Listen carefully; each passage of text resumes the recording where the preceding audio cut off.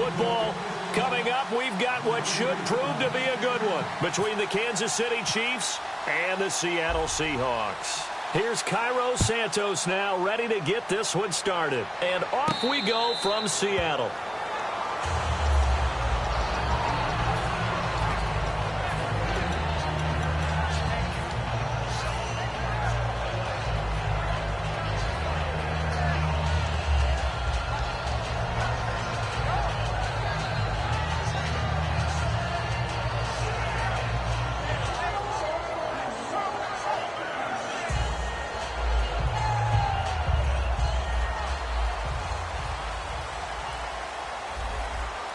Now here's a defensive timeout called by the Chiefs.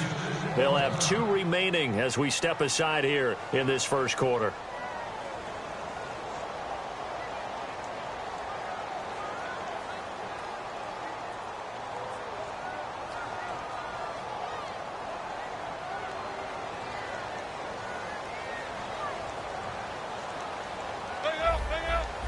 Rawls, the lone man in the backfield. Throwing is Wilson. Flush to his right. Oh, he's going to take a shot right away. So they took a shot on first down but couldn't connect. The starters for the Seahawks of Seattle on the offensive side. Charles, they could use a big game from Thomas Rawls. And they really loved what they got out of him last year because an undrafted player is not supposed to give you nearly 6 yards a carry in production. And that's exactly what he did. They need a big game out of him, and they expect it.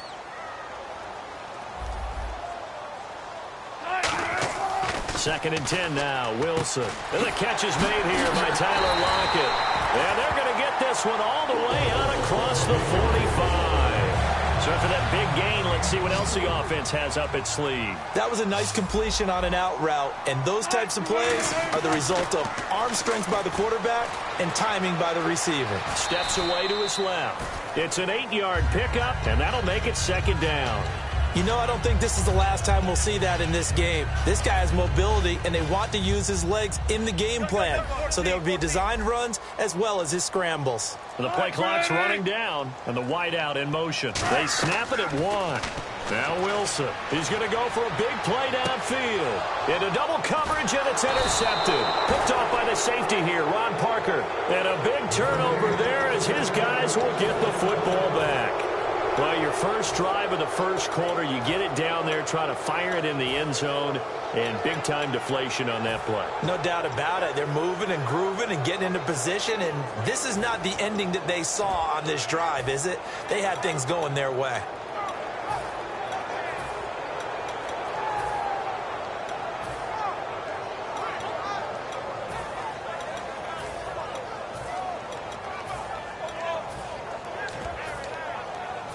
Very tough spot here for the offense to start.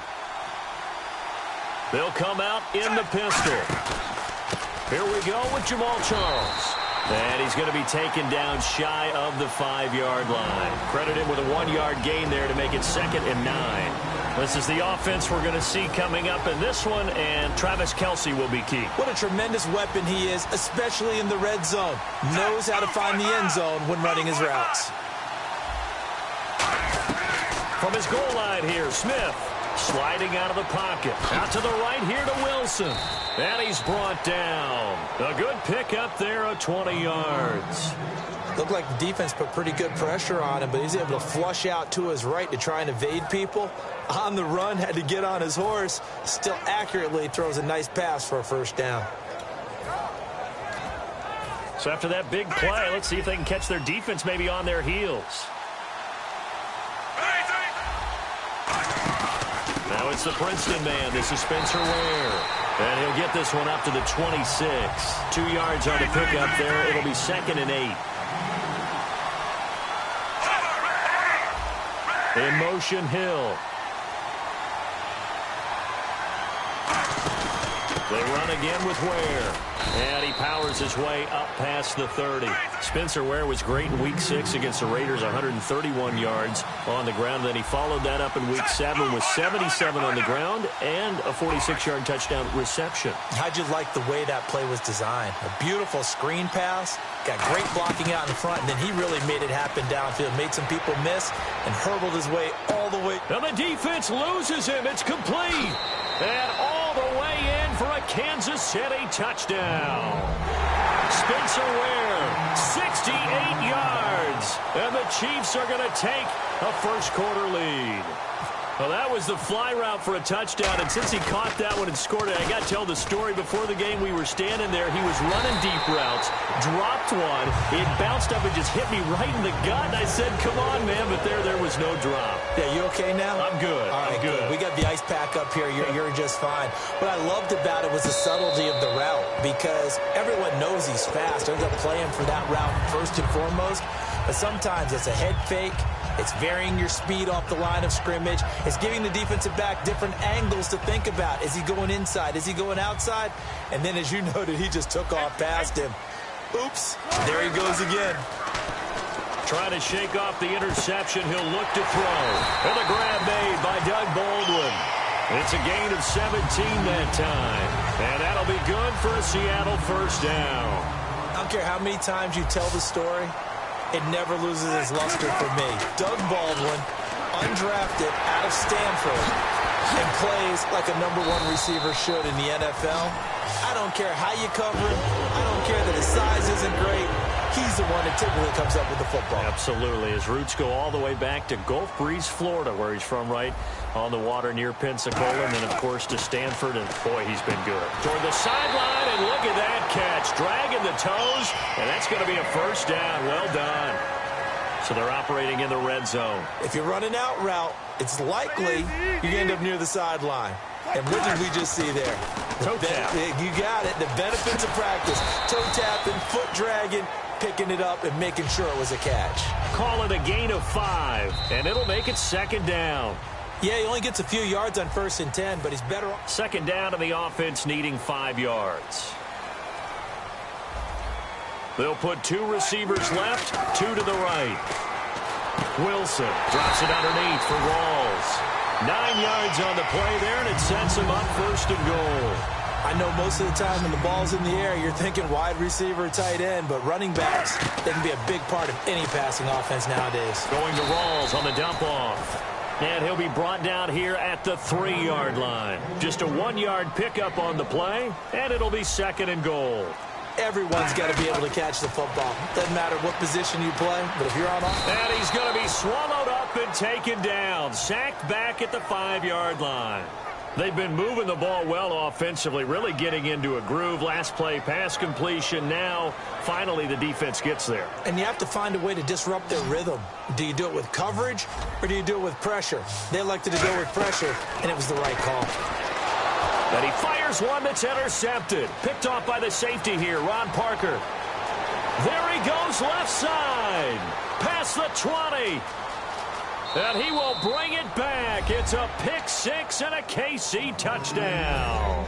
That was an interception, but on the field, the guys who are picking it off, they're not saying that. What word are they using? It's Oski. And that means catch the ball and go the other way. That's your vernacular. I've never heard anybody say Oski. Ask around. They'll tell you.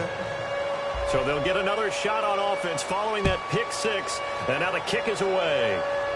And no return on this one as the fair catch is signaled for and taken.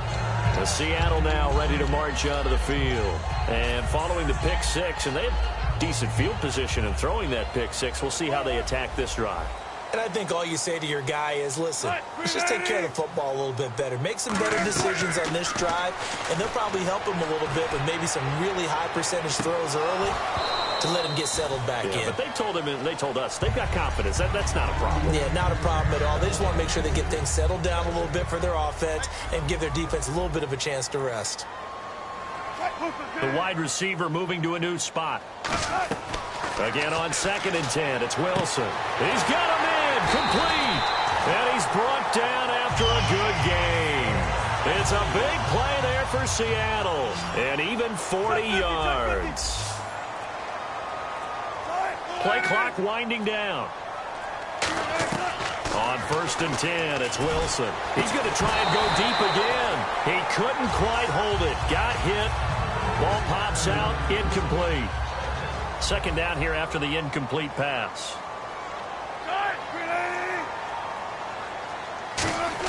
2nd and 10. It's Wilson again. And his throw is incomplete. Jimmy Graham, the intended receiver. And it's 3rd down. Today's NFL, these big guys are featured receivers. They move them all over the place to try and find good matchups. And they had one. They were just unable to complete the pass.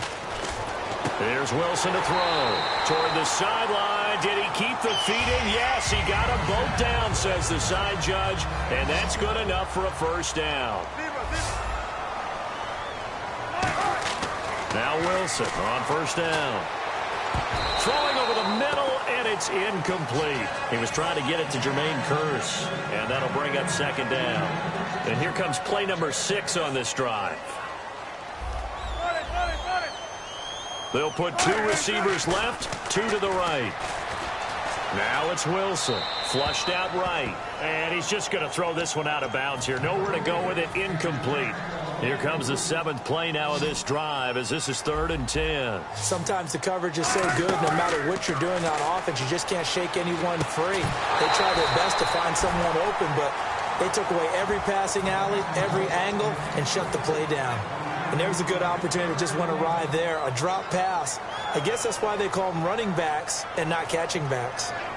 The 3 straight incompletions, they don't care. That hasn't dissuaded them. They're going to go for it on 4th.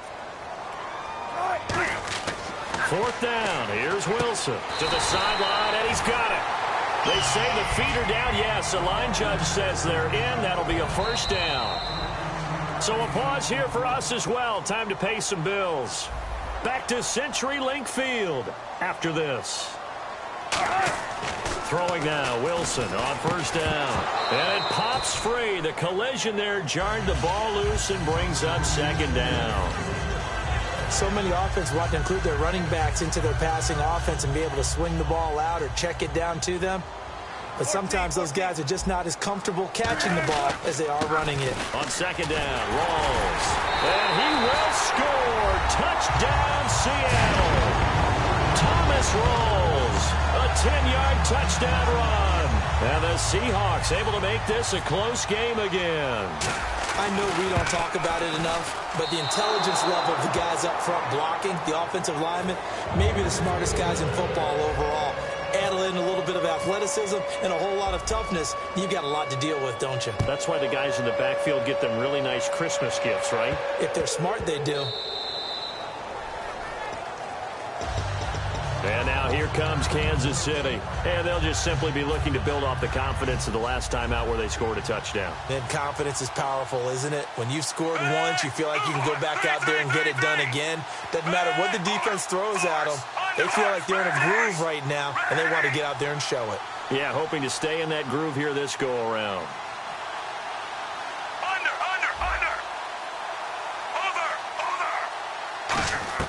On 1st down, Smith. And it's incomplete. Hey, well, we have a second. Let's give that interesting stat that our crew dug up. For 4-3 versus 3-4 teams, 48% of teams that start out 4-3 make the playoffs. Just 17% of 3-4 squads. That's almost daunting, isn't it? But let's take a quick look at it with the teams that are 4-3 and 3-4. So if you're 4-3, some teams I'm really keeping an eye on towards making a playoff drive, Pittsburgh. When they get Big Ben back, look out. They're extremely dangerous. And another one may surprise you, the Detroit Lions. They've won their last 3 in exciting fashion, and Matt Stafford's playing really, really well. At the 3-4 teams, San Diego, they were so snake-bit early. Now they've won 2 in a row. Keep a strong eye out for them. And last but not least, Cincinnati. They know how to win. It's time for them to crank things up. Chris Conley, the intended receiver. And now it's 4th down. We know it's not an easy job to go out and catch passes when people are trying to tackle you and knock the ball away. But the bottom line is, that's a pass he's got to have and a pass he should have caught.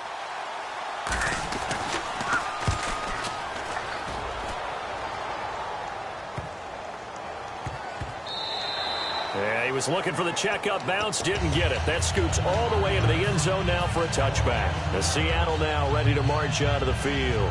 And that last drive, a long drive, but not just that. They had a great air attack going. Do they stick with that? I would think that they would, because if they were confident enough to do it on the last drive, starting backed up in their own territory, why would you change anything? They've got to be confident about what they're presenting and continue to do so. Yeah, because the secondary, they really look clueless. And that was amazing because that drive went and went, no adjustments and no big plays by the defense to knock the ball away. To throw is Wilson, and he whips that one incomplete there. Well, Charles, during our production meeting yesterday, the topic of MVP came up, and you listed a couple guys you see up at the top of the heap. Who do you have? Well, it is an election year, right? So I'm going with a ticket for a couple of these, all right? Julio Jones, wide receiver, Matt Ryan, quarterback in Atlanta. Running back Ezekiel Elliott, quarterback Dak Prescott in Dallas. But I think the guy that's probably been overlooked has been Mr. Do-It-All, Mr. Versatility, David Johnson in Arizona. Boy, he's been good. 681 rushing yards, 8 touchdowns already. They give him 13 yards there on the play and a fresh set of downs. On first down, Wilson. And Wilson's going to be intercepted a third time. Picked off by the former Husky, Marcus Peters. And his guys are going to take over at the 34-yard line. And now here comes Kansas City. And on the last go-around, they really couldn't get anything going. They had to punt from deep inside their own territory, which means they're going to lose the field position battle as a general rule. What they're looking for now is a little more consistency, move the ball at least a few times on offense, get a couple of first downs, and hopefully flip the field. Yeah, just something to build off of. That's what they're looking for here. We got a quick second here. I want to talk about the NFL Defensive Player of the Year candidates. There we go. Former DB going defensive. Who you got, partner? How about Von Miller in Denver, of course. Yeah. Marcus Peters in Kansas City. They're not even throwing in his area right now. A ticket in Minnesota. Harrison Smith, the safety, and Eric Kendricks, the linebacker. And then even though he doesn't have the numbers this year, he's being doubled a lot. How about Aaron Donald of L.A.? Yeah, he might be the best one there is. He's getting tripled a lot, too. But here's one for you. Lorenzo Alexander, outside linebacker, Buffalo, having a career year. Leads the NFL. Jamal Charles, nobody in front. And all the way in for a Kansas City touchdown. Jamal Charles, 66 yards. And the Chiefs strike quickly here for 6 points. And the lead will grow by one more.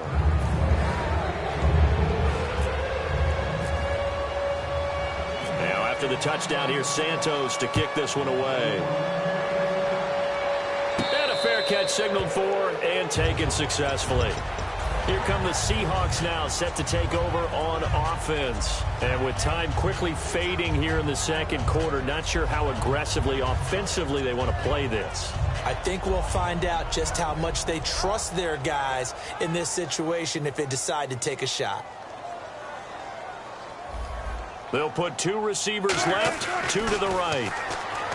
And his pass is intercepted for the 4th time today. Picked off by the free safety, Eric Berry. And they will take over at the 29-yard line. Out now the Chiefs offensive unit ready to do battle again. And where the ball is now, you got the field goal pretty much in the bag. Now do you try for the end zone a couple of times? I don't think there's any question about it. You might get a gift of 6 points rather than the 3 that you just noted that you feel like you already have. Be aggressive, go after it, and try. And now the Seahawks are going to take a timeout here on defense. It's just their first, so they'll have 2 remaining here before we get to halftime. Here's Smith now on second down, escaping the pressure right. And that is incomplete. Down to 15 seconds now. He was trying to get it off to Jamal Charles there. And it's 3rd down. It's a tried-and-true formula, and I don't think it'll change for as long as we play football. If someone's trying to throw the ball and you can put pressure on them and make it tough, that's only going to help your defense. Yeah, he's since being hurried. He got rid of it before taking the hit, but incomplete. And he will have the first down before he's tackled at the 12. Now hold everything here. We're going to get a timeout by the offense. So that means they're down to 1 remaining here as we head toward halftime. In motion, Hill. They run it here. Ware. And this time they were ready for him as he's taken down at the line of scrimmage. Now whistles come in. We're going to get a timeout here by the offense. And with halftime on the horizon, they'll be out of timeouts from here forward. Well, we looked at each other right when he flinched. We knew that that flag was coming. Yeah, offsides, easy call, mark off the 5, and keep it moving. After the main field goal, Santos back out there to kick it away.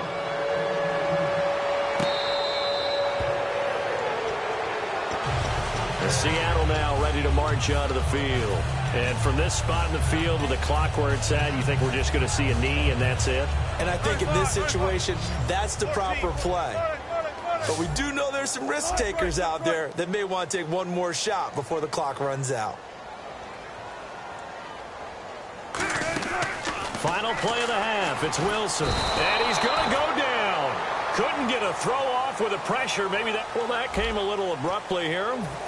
Still working on my apple up in the booth. Hang on here. Let me spit this out. And we can get to the third quarter now.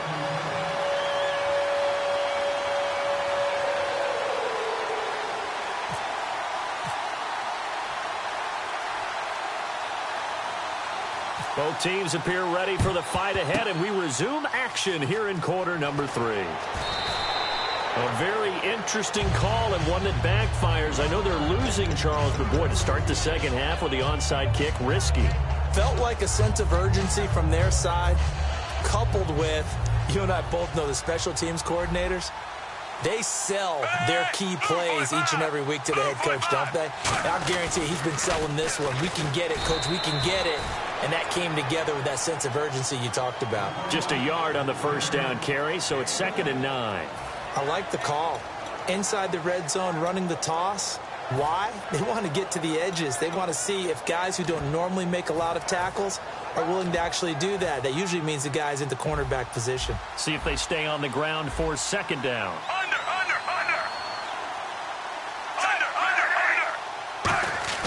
Here's Smith. He'll buy some time right. And he's going to drop this off to his fullback. And he'll get him inside the 15 down to the 14-yard line.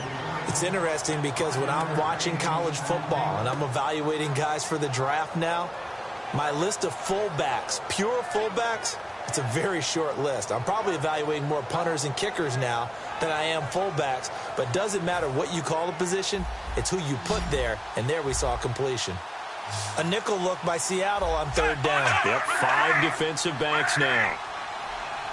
In motion, the tight end. Now Jamal Charles on 3rd down. And he takes this into the end zone for a Chiefs touchdown.